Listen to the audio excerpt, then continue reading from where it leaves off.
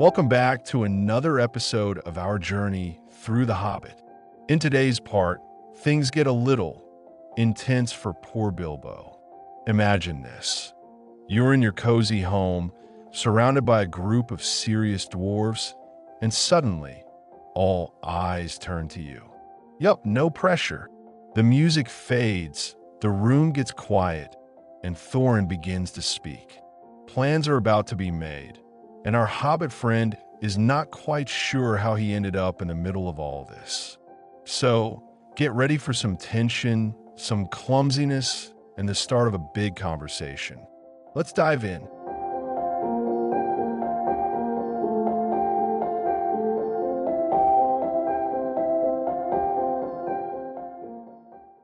He got up trembling.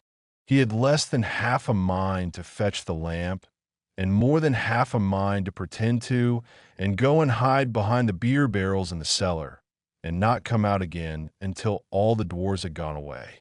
Suddenly he found that the music and the singing had stopped, and they were all looking at him with eyes shining in the dark. "Where are you going?" said Thorin, in a tone that seemed to show that he guessed both halves of the hobbit's mind. "What about a little light?" said Bilbo apologetically. "We like the dark," said the dwarfs. "Dark for dark business. There are many hours before dawn." "Of course," said Bilbo, and sat down in a hurry. He missed the stool and sat in the fender, knocking over the poker and shovel with a crash. "Hush," said Gandalf. "Let Thorin speak." And this is how Thorin began. "Gandalf, dwarves, and Mr. Baggins, we are not together in the house of our friend and fellow conspirator, this most excellent and audacious hobbit. May the hair on his toes never fall out. All praise to his wine and ale." He paused for breath and for a polite remark from the hobbit, but the compliments were quite lost on poor Bilbo Baggins, who was wagging his mouth in protest at being called audacious and, worst of all, fellow conspirator. Though no noise came out, he was so flummoxed. So Thorin went on. "We are met to discuss our plans, our ways, means, policy, and devices."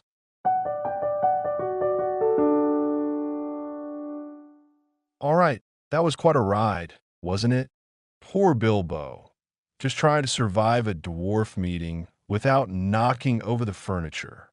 But hey, before we dive into the vocabulary and break down some of the cool words and phrases from this part, do me a quick favor. If you're enjoying this journey through The Hobbit, give this video a like and hit that subscribe button. It really helps the channel grow and lets me keep making these story-based English lessons for you. Now, let's take a closer look at the words Bilbo probably wishes he'd never heard. When you're trembling, your body is shaking, usually because you're scared or nervous. Bilbo's trembling shows us just how overwhelmed he feels with all the dwarves and their wild plans. It's like your body reacting before your brain even decides what to do. If you have half a mind to do something, it means you're thinking about it, but not completely convinced. Bilbo has less than half a mind to fetch the lamp, which is a polite way of saying, "Nope, I really don't want to." To fetch something is to go get it and bring it back. It's an old-fashioned word, but still charming. Bilbo was going to fetch a lamp, but deep down, he just wanted an excuse to run away and hide. To pretend is to act like something is real when it's not, like when kids play pirates or when Bilbo pretends he's going to get the lamp. It's all about putting on a show, even if no one's buying it. Barrels are big round containers usually made of wood, great for storing drinks like beer. Bilbo was so scared, he thought about hiding behind the beer barrels in the cellar. Classic move. A cellar is a room below a house, often dark and cool, where you store food or drinks. For Bilbo, it's not just a storage space. It's a perfect hiding spot. When someone's eyes are shining, it means they're full of emotion, excitement, joy, or even intensity.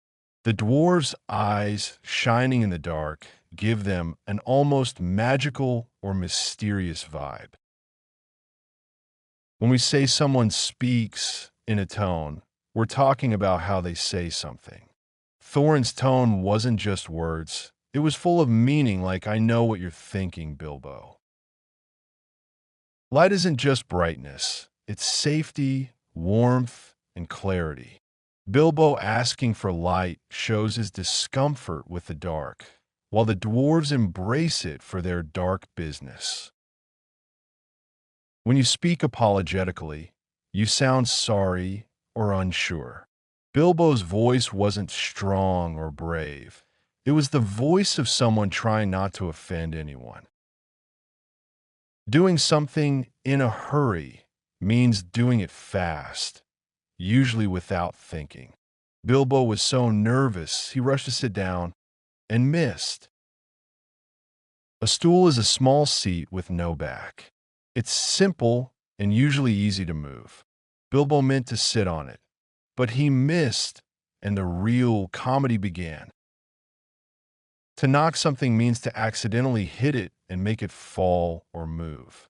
When Bilbo knocked over the poker and shovel, it added a loud, clumsy moment to his already awkward entrance. A poker is a long metal rod used to move logs in the fireplace.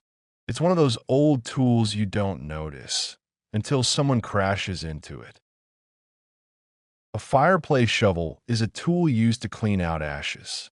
When Bilbo crashes into the fireplace tools, the shovel joins in on the noisy mess. A conspirator is someone who joins in on a secret plan, usually sneaky or risky. Poor Bilbo. He didn't realize he was being called part of a secret dwarf mission. Audacious means bold, even daring, sometimes too much so. Thorin called Bilbo audacious, but Bilbo didn't feel brave at all. It was like being called a superhero when you feel like a squirrel. Praise is giving someone compliments or saying good things about them. Thorin praised Bilbo's drinks and bravery, but Bilbo was too shocked to enjoy the flattery. When someone pauses, they stop briefly, often to think, breathe, or wait for a reaction. Thorin paused for Bilbo to say something, but got nothing but silence and confusion. Taking a breath is more than just air. It's a break, a moment to collect your thoughts. Thorin needed one after his dramatic toast to Bilbo. Being polite means showing respect and good manners, even when you're confused, like Bilbo, who wanted to be polite but was too stunned to respond. A remark is just a comment, a quick sentence or opinion. Thorin hoped for a polite remark from Bilbo, but all he got was silent mouth wagging. Compliments are nice things you say about someone to show appreciation. Thorin was full of compliments for Bilbo, but Bilbo wasn't really in the mood. To protest is to speak or act in disagreement. Bilbo tried to protest being called a conspirator, but he couldn't get a word out. Calling something the worst means it's the most unpleasant or upsetting part. For Bilbo, being called a conspirator was bad, but being called audacious might have been the worst.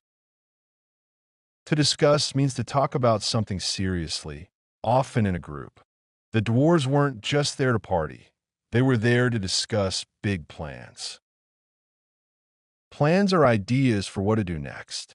Thorin's group had big, dangerous plans, and they wanted Bilbo in on them, whether he was ready or not. Policy is a set of rules or a general approach to doing something. It sounds official, right? Thorin wasn't just making plans. He was talking strategy. Devices here doesn't mean gadgets. It means clever tricks or methods. It's like saying, let's talk about all the smart ways we're going to do this. The dwarves were serious.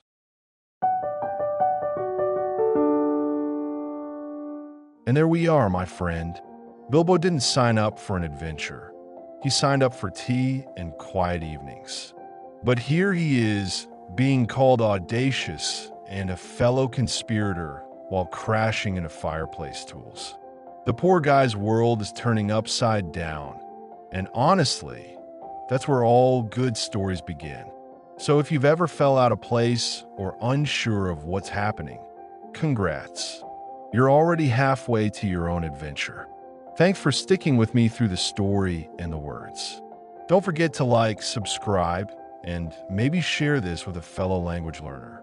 Until next time, stay curious and stay bold.